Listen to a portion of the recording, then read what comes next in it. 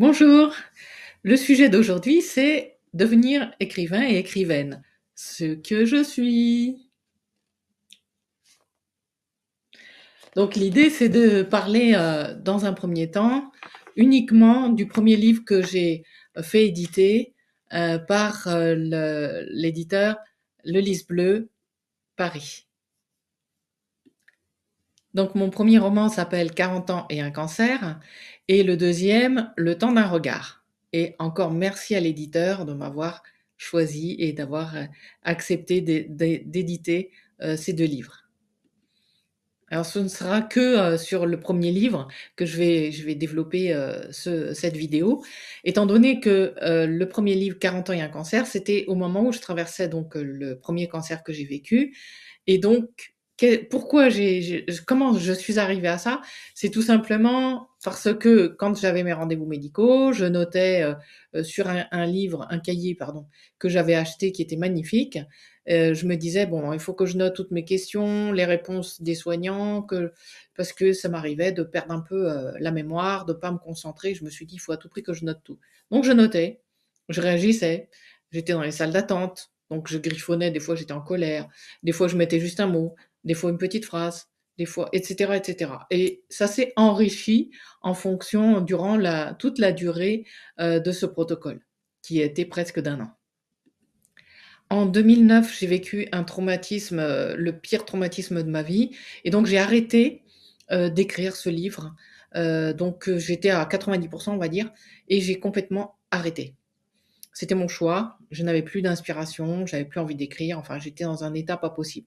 Donc, j'ai pris cette décision d'arrêter et 10 ans après, c'est énorme, hein, mais 10 ans après, je sais pas pourquoi, j'y ai pensé, je me suis dit: «Ah mais c'est vrai, j'avais commencé mais j'avais pas fini. Tiens, c'est bizarre, je vais reprendre mon livre» parce que c'était, un de mes rêves de devenir écrivaine et de pouvoir en vivre. Bon ça, c'est pas évident en France, hein, mais donc j'ai repris le livre et je l'ai finalisé en quelques mois et après je l'ai envoyé à une quinzaine d'éditeurs et je n'en ai qu'un seul qui m'a répondu positivement et donc j'étais très, très, très, contente et très fière de moi. Pour confirmer sa réponse, en fait, il m'a envoyé un mail qui a eu lieu le 25 août 2020, qui est, la date d'anniversaire de mon père d'ailleurs. C'était un peu touchant, qu'il y ait les 2 et je vais vous le lire, donc je ne connais pas par cœur. Alors, votre ouvrage retrace un voyage initiatique que la plupart des lecteurs ont envie de découvrir et pour cela, il présente un intérêt véritable. À cela, ajoutons à votre style que votre style est limpide, que vos descriptions sont fines et que l'ensemble est parfaitement cohérent. Nous reconnaissons donc votre travail et sommes ainsi en mesure de vous en proposer la publication après signature d'un contrat d'édition à compte d'éditeur par lequel tous les frais de publication seront assurés par le Lys Bleu Édition. Voilà, alors donc en gros, je vous expliquais les démarches. La démarche, c'est une fois que l'éditeur a dit OK, on est d'accord pour éditer votre livre, il y a un travail à faire à partir du moment où c'est au compte d'éditeur, c'est-à-dire que c'est l'éditeur qui paye tout. Et donc il y a un travail aussi de la part de l'écrivain et de l'écrivaine, ou de l'écrivaine, pardon, qui correspond à travailler sur la couverture, par exemple, la première de couve et la quatrième de couve.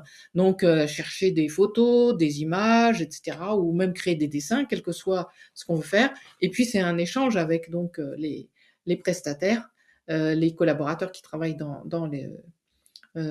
pour l'éditeur, pour essayer de voir si ça marche pas, et puis on travaille un petit peu ensemble, et c'est trop, trop génial.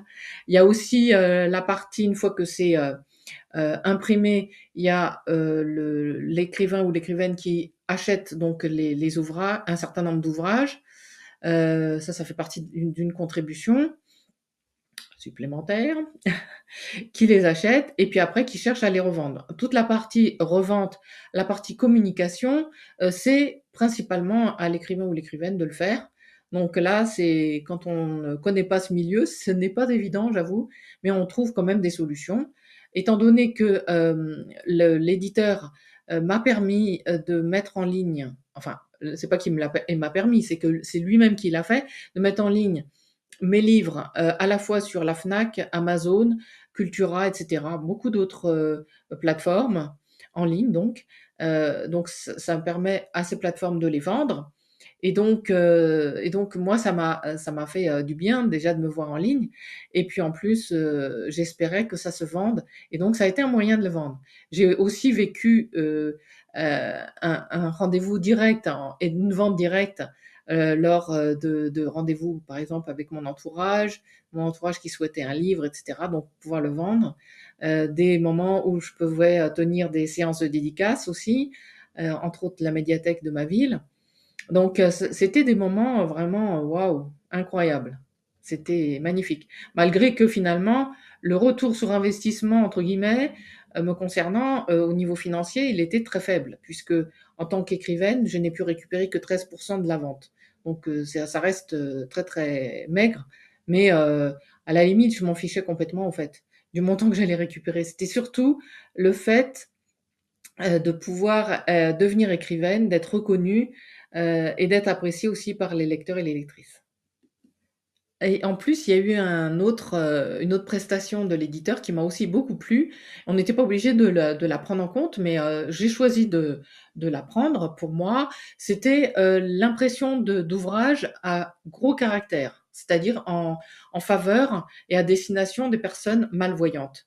Donc ça, quand j'ai vu cette possibilité, j'ai trouvé que c'était trop, trop génial et j'ai tout de suite, dit oui et j'ai, acheté payé, si vous voulez, l'impression avec, des, gros caractères.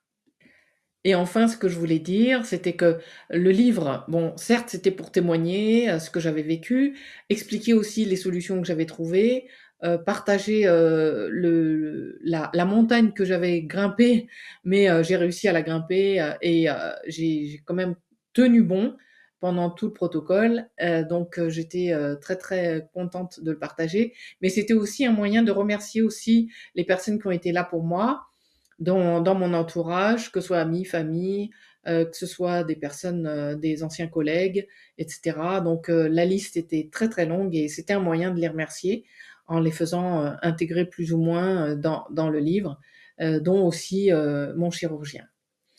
En tout cas, voilà, c'était ce que je voulais vous expliquer. Donc en gros, c'était les démarches et puis, le plaisir, que ça peut entraîner malgré, il peut y avoir certaines librairies qui refusent, de créer des séances de dédicaces ou il y a même des établissements, hein, qui me l'ont refusé, mais je m'en fiche complètement, en fait. Ce que je voulais, c'était vraiment partager ce que j'ai vécu et ça m'a permis aussi de procéder à une certaine thérapie.